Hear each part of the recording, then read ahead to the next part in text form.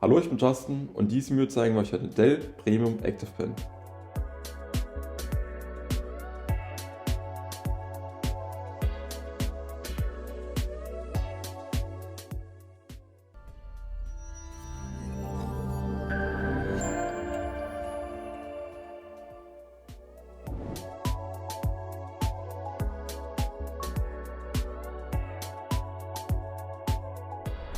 Der Pen unterstützt zwei Protokolle, einmal MPP 1.51 und AES 2.0.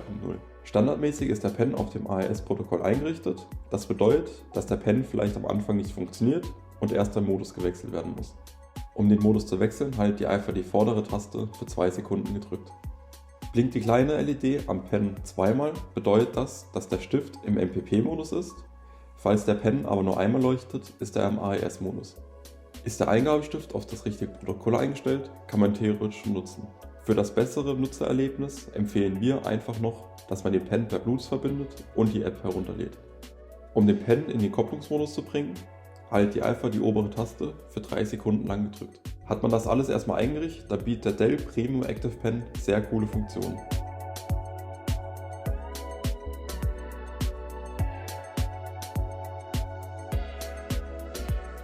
Jetzt kommen wir jetzt noch einmal zum Schreibgefühl. Gerade wenn man einen Pen ein bisschen länger in der Hand hat, merkt man auf jeden Fall die 13 Gramm, dass das deutlich leichter ist. Auf dem Schreibgefühl fast nahezu perfekt. Vom Design auch sehr hochwertig, gute Verarbeitung, liegt gut in der Hand.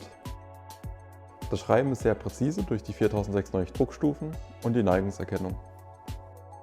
In der Software kann man außerdem die Empfindlichkeit des Pens in Druck und Neigung personalisieren.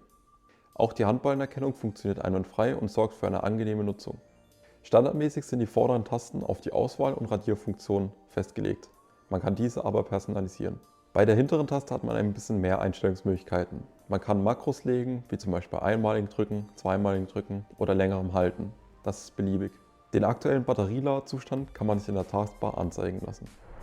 Kommen wir noch einmal kurz zu den Einstellungen von dem Pen bei Windows Ink. Wir können hier einmal die Schreibhand auswählen. Das bei uns jetzt in dem Fall rechts.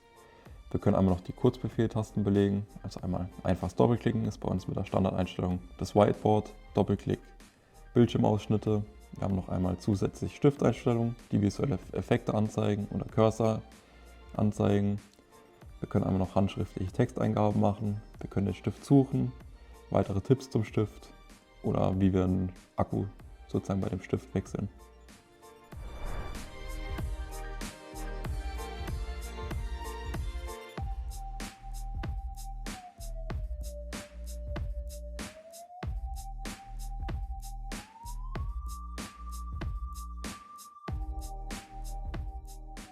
Kommen wir jetzt noch kurz zur Kompatibilität. Der Dell Premium Active Pen unterstützt alle Geräte, die das AES 2.0 Protokoll unterstützen, sowie aber auch MPP 1.51 oder neuer. Ebenfalls funktioniert er an Geräten, die eine ältere Version der Protokolle haben, aber wahrscheinlich mit Einschränkungen. Wie vorhin schon erwähnt, hat Dell eine eigene Software. Diese Software kann vermutlich nur genutzt werden mit kompatiblen Geräten. Aber nochmal, auch Geräte anderer Hersteller, die dieses Protokoll unterstützen, sind mit diesem Pen kompatibel. Für dieses Video zum Beispiel nutzen wir auch ein Asus Notebook. Wichtig ist nur, dass man den Pen, bevor man ihn in Betrieb nimmt, in den richtigen Modus versetzt.